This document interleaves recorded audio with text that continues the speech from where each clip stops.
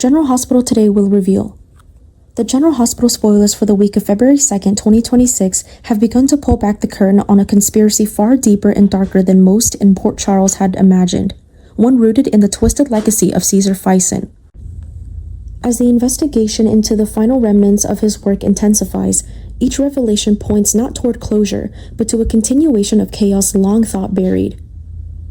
The more the layers are peeled back, the clearer it becomes that Fison's last known project, Cold Fusion, was not only real, but meticulously planned to implicate, endanger, and perhaps even resurrect those who intimately tied to his past crimes. While Fison met his ultimate end in 2018, when Jason shot him to death, the ramifications of his actions seem to have survived him, festering quietly beneath the surface and now emerging with brutal force. Among the most tantalizing and controversial theories surrounding this resurgent storyline is the suggestion that Cold Fusion may be the mechanism by which Sam McCall returns to the center of the narrative in a deeply personal, potentially devastating way. Cold Fusion, it appears, was not a mere technological fantasy or scientific aberration. It was Fison's calculated attempt at legacy building through manipulation, mind control, and irreversible psychological imprinting. The project has long been whispered about in WSB files and Liesl Obrecht discarded notes, but only now are its true dimensions taking form. With a renewed focus on brain mapping, memory implantation, and personality reconstructing, the implications reach beyond science fiction and into the moral crisis of identity itself. Unsurprisingly, many of the players involved are the very individuals whose lives Fison's previously tainted. Chief among them are his children. Britt Westbourne, who struggle with Huntington's and obsession with redemption, may intersect with the very genetic coding of the project. Nathan West, tragically killed but still embedded in the story's emotional core. And Peter August, also known as Henrik, whose double life was first exposed by none other than Sam. Sam McCall's involvement now looms as more than incidental. Her past entanglement with Jason, Peter, and Drew places her squarely out of the axis of Cold Fusion's emotional fallout. Years ago, Sam had been instrumental in revealing that Peter was in fact Henrik, an act that shattered Anna Devane, destabilized the WSB intelligence network, and began a ripple effect that still touches Port Charles. Sam had also suffered from the aftermath of Drew and Jason's identity switch, an event orchestrated directly by Fison. The memories tempered with, the relationship scattered, and the trust lost may all trace their roots to the initial trials of Cold Fusion.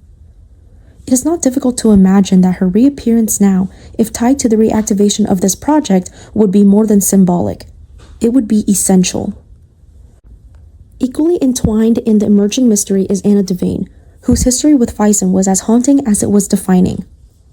Her trauma over his obsession, his manipulations, and the dark mirror he often held up to her life continues to linger. If Cold Fusion was Fison's final gift to the world, a poisoned legacy, then Anna is one of the prime heirs to that inheritance. Complicating matters further in Liesl Obrecht, whose scientific brilliance and moral flexibility have placed her on both sides of this ethical war. As a mother to Britt and someone with intimate knowledge of Fison's madness, Liesl may hold the key to understanding how Cold Fusion works, and more importantly, how to stop it before it claims another life. Recent casting updates from the GH production team add more fuel to the speculation. The return of Kirsten Storms as Maxie Jones is not simply nostalgic, it is narratively urgent. Maxie was once the heart tethering Nathan to Port Charles, and her complicated past with Peter makes her presence as a charged element. But more than romantic history, Maxie is now linked to the current investigation through Sidwell, a shadowy figure with ties to the Deception sabotage. Fans will recall that Maxie collapsed into a coma during a taping of Home and Heart, a result of Sidwell's tainted product. It now appears that her sudden medical crisis may not have been a freak occurrence, but an early test, or even a warning, of the reach of Cold Fusion. What's chilling is how easily the pieces connect when viewed through this darker lens. Sidwell's role as an aggressor in the beauty world, Peter's ghost-haunting unresolved questions, Britt's health crisis, and Maxie's brush with death all carry the fingerprints of Faison's methodology disruption through proximity. Suffering as a tool for dominance and memory as a weapon, the question no longer seems to be whether Cold Fusion is real, but who has access to it now, and whether its activation is intentional or accidental. Or something even more sinister, an automated protocol long set in motion. As Port Charles begins to realize it's not just dealing with the ghosts of the past, but with the enduring machinery of one man's sociopathy, the town braces for another reckoning. Sam's rumored return in connection with this storyline could mean she's been affected in ways no one anticipates. Whether she was a victim, a witness, or a reprogrammed vessel for something greater remains to be seen. But if cold fusion lives on, then so too does Faison in thought and science, in the corrupted echoes of the people he touched.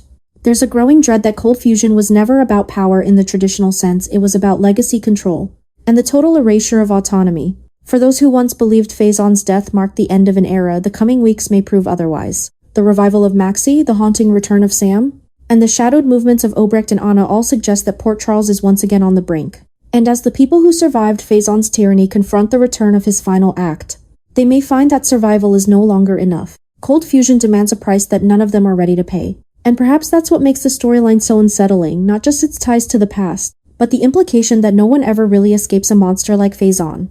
His body may have been buried years ago, but his blueprint lives on, carried in the blood of his children. The fears of his victims and the silence between memories no one dares revisit. The week of February 2 may be the beginning of a new phase in General Hospital's legacy, a reckoning not with who Faison was, but with what he left behind. Speculation surrounding the return of Sam McCall to General Hospital has reached a fever pitch, fueled by increasingly persistent rumors and narrative breadcrumbs pointing toward one central figure, Cesar Faison. The infamous mastermind thought to be dead and buried since Jason shot him in 2018, now seems to be the silent architect behind the unraveling mental and emotional stability of Drew Kane. The latest revelations suggest that Drew, who recently awakened from a medically induced coma caused by a stroke, believed by many to have been triggered by his own wife, is no longer the man Port Charles once knew. His demeanor is different. His emotional compass seems off. There's a hollow sharpness in his eyes that never used to be there. And perhaps most chillingly, this transformation appears to have begun the moment Jason returned from the dead. The timing is too precise to ignore. Jason's resurrection, long thought to be the final chapter in the Two Jason saga that upended Port Charles nearly a decade ago. We may have reignited something far more dangerous, an unfinished experiment. According to swirling rumors in the GH fandom, Faison's manipulations never truly ended.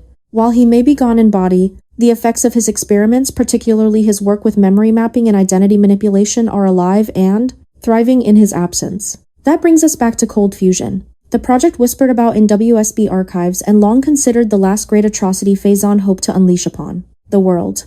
Drew's sudden behavioral shift, his strained relationships, and his apparent emotional disconnection could all be symptoms of a dormant phase of Cold Fusion reactivated, possibly by design. Fans of General Hospital will remember the convoluted and devastating Two Jason storyline, which began in 2014 and was drawn out through 2017, before Jason's dramatic return and the ultimate conclusion in 2018.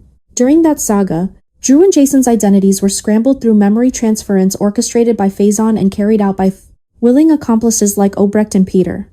The psychological and emotional toll of that experiment reshaped both men's lives and the lives of those they loved. If that story now echoes in the current timeline, it suggests that not only has Cold Fusion never been shut down, but that its ghost has returned to haunt a new generation of Port Charles residents. In fact, many of the same core characters involved in the original Two Jason arc have re-emerged prominently in the show's recent episodes. Alexis Davis is once again a central player navigating ethical boundaries and trying to protect her fractured family. Scout Drew and Sam's daughter is now a focal point in custody debates and emotional power struggles. And Drew himself is being torn between two competing versions of himself, the man he believes he is, and the man others say he has become. Into this volatile landscape, the name Sam keeps surfacing not just as a former love interest, but as a figure tied to the very origins of Faison's madness. Sam had always been a linchpin in the narrative of Jason and Drew. It was her investigative instincts that led to the uncovering of Peter Augusta's true identity as Henrik. It was her love for Jason and maternal connection to Scout that kept her grounded during the chaos of the identity war. And it was her fierce independence that eventually led her away from both men, determined to find her own path. But now with Drew compromised and Scout caught in the crossfire, Sam's absence feels louder than ever. Could her return be the only force capable of stabilizing this spiral? There's an emerging theory that Kelly Monaco's a return to the role of Sam may not just be a nostalgic callback, but a calculated narrative move designed to expose the full extent of Cold Fusion's reach. If Drew's transformation is the result of lingering implants or triggers seeded by Faison, Sam may be the one person emotionally equipped to reach the real Drew buried beneath the programming. Alternatively, if Faison's network is still operational, run perhaps by one of his loyal followers, or a new villain who inherited his Research Sam's return could signal a resurgence in investigative plots, putting her at the heart of the unraveling mystery. From a storytelling perspective, the foundation is already being laid. Drew's erratic behavior, the emotional strain on Alexis, and the vulnerability of Scout all create a compelling urgency for Sam to return. These are her people. This is her past intersecting violently with the present. The narrative framework practically begs for her re-entry. Moreover, viewers are witnessing a return to storylines centered on psychological manipulation, family bonds, and identity, Sam's bread and butter. Bringing her back now would not only make sense, it would elevate the stakes.